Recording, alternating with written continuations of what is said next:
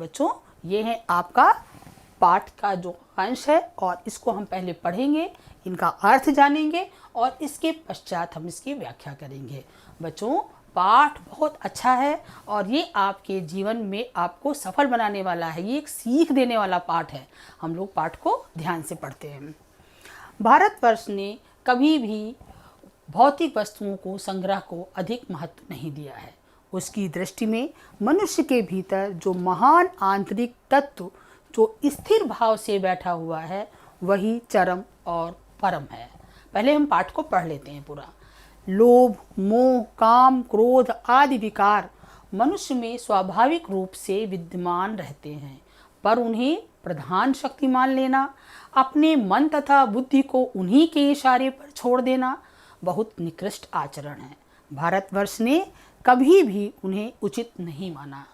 उन्हें सदा संयम के बंधन में बांध कर रखने का प्रयत्न किया है, परंतु भूख की उपेक्षा नहीं की जा सकती, बीमारी के लिए दवा की उपेक्षा नहीं की जाती और गुमराह को ठीक रास्ते पर ले जाने के उपायों की उपेक्षा नहीं की जा सकती। ये तो बच्चों आपके पाठ का अंश है। अब देखिए, इसमें कुछ कठिन शब्दों के अर्थ भी हम जान लेते हैं। संग्रह अर्थात इकट्ठा करना, निकृष्ट अर्थात बहुत बुरा, आचरण अर्थात व्यवहार। अब हम बच्चों इसकी हम व्याख्या को देखेंगे। बच्चों, जैसे कि हमने पूर्व पाठ में किया था, जब हम कोई पद्यांश लिखते हैं तो भी गद्यांश लिखते हो, संदर्भ और प्रसंग लिखते हैं उसका। तो इस प्रसंग में हम ये बताना चाह रहा है, ये है हजारी प्रसाद द्विवेदी जी बताना चाह रहे हैं कि हमारे भारत की सोच, आध्यात्मिक सोच कितनी अच्छी है। बच्चों, लेखक का कहना है कि भारतवर्ष में भौतिक वस्तुओं को संग्रह को अधिक महत्व नहीं दिया गया है। भौतिक वस्तुएं अर्थात हमारे आराम की वस्तुएं, हमारी सुख सुविधा की वस्तुएं, उनको इकट्ठा करने पर हमारी जो प्राचीन संस्कृति है, जो हमारा प्राचीन भारतीय समाज है, वो अधिक जोर नहीं देता है। हमारे यहाँ किसको सर्वोपरि माना गया है? क्या कभी आपने ऐसी कोई कहानी सुनी है कि अगर कोई किसी का सामान ले लेता है या सामान इकट्ठा करता है, उसकी किसी ने आज तक तारीफ की है किसी कहानी में? हमारे यहाँ क्या है? हमारे यहाँ धर्म और त्याग की भावना को सर्वोपरि माना गया है। बच्चों, हमारी सभी कहानियों में, सभी साहित्य में, प्राचीन ग्रंथों में, कथाओं में त्याग और धर्म के मार्ग पर चलने की भावना को अधिक महत्व दिया गया है। हम लोगों ने ऐसे बहुत सारी कहानियाँ पढ़ी हैं। भारतवर्ष में ऐसा माना जाता है कि प्रत्येक मनुष्य की आत्मा में एक आध्यात्मिक तत्व विराजमान है। आध्यात्मिक तत्व का मतलब हम लोग क्या कहते हैं कि हमारे मन में ही भगवान है। हम लोग मानते हैं ना, ये हम लोग ये मानते हैं, भारतीय समाज ये मानता है कि मनुष्य के मन में भगवान भी है और शैतान भी है। हम जिस भावना के वशीभूत होकर काम करेंगे वही हम पर अधिक हावी हो जाएगी और वही परम सत्य है। जो हमारे मन के भीतर का जो आध्यात्मिक भाव है वही चरम और परम सत्य, मतलब वही सबसे श्रेष्ठ है। हमको अपने मन को नियंत्रण में रखना चाहिए। देखिए, हरिश्चंद्र, श्री राम, महर्षि दधीच, महात्मा बुद्ध जैसे महान व्यक्तियों के चरित्र हमें लोभ को छोड़कर धर्म और त्याग के मार्ग पर चलने की प्रेरणा देते हैं।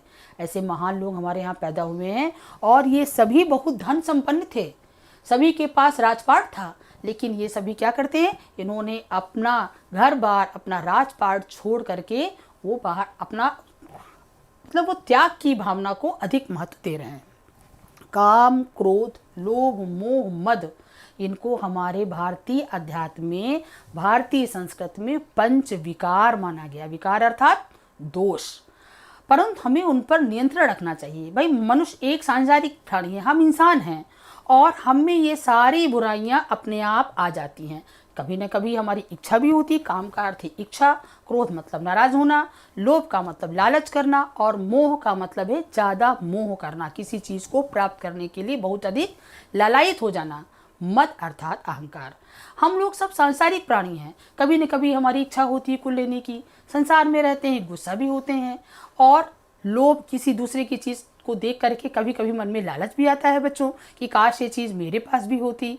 मोह, किसी चीज़ को हम बहुत ज़्यादा अपने पास रखना चाहते हैं, उसको छोड़ना भी नहीं चाहते, ऐसा भी होता है। मद अर्थात अहंकार, घमंड जब हम कुछ ज़्यादा प्राप्त कर लेते हैं या हम कुछ ज़्यादा बड़े हो जाते हैं या ज़्यादा सफलता प्राप्त कर लेते हैं तो हमें घमंड भी हो जाता है, परंतु हमें उन पर नियंत्रण रखना चाहिए। इन सारे जो पंच विकार हैं, पंच विकार अर्थात 5 प्रकार के दोष, हमें उन पर नियंत्रण रखना चाहिए। यदि मनुष्य इन दोषों के वशीभूत हो जाता है तो वह अपनी बुद्धि इसी में लगा देता है। इन्होंने क्या कहा कि हमारे जो मन के अंदर जो अध्यात्म है वही परम सत्य है, जो मन में जो है हमारे हर किसी की मनुष्य की आत्मा में जो है वो हमको इन पर नियंत्रण रखना सिखाता है। ये सारे दोष स्वाभाविक हैं, परंतु यदि हम इन दोषों के वशीभूत हो जाएंगे तो हमारा सारा कार्य, हमारी सारी बुद्धि उसी में लग जाएगी।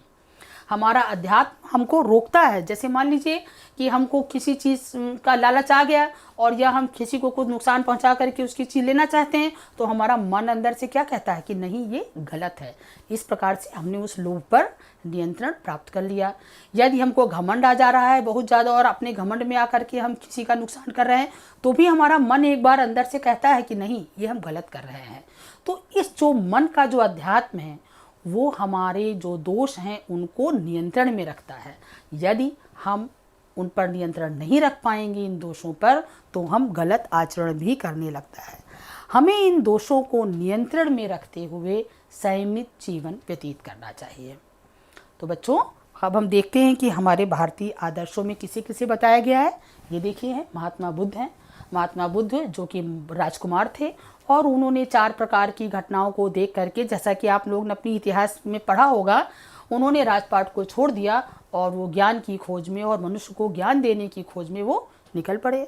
इसी प्रकार से राजा हरिश्चंद्र जो कि एक बहुत प्रतापी राजा थे, लेकिन उन्होंने अपनी एक बात पर अपना सारा राजपाट दान कर दिया, यहाँ तक कि जब और वो एक डोम का कार्य करने लगे, मतलब मुर्दे जलाने का कार्य करने लगे। जब उनकी पत्नी वहाँ पर अपने बेटे को लेकर के आती है तो धर्म के आधार पर उन्होंने उनसे भी वहाँ का जो शमशान का तो कर मांगा।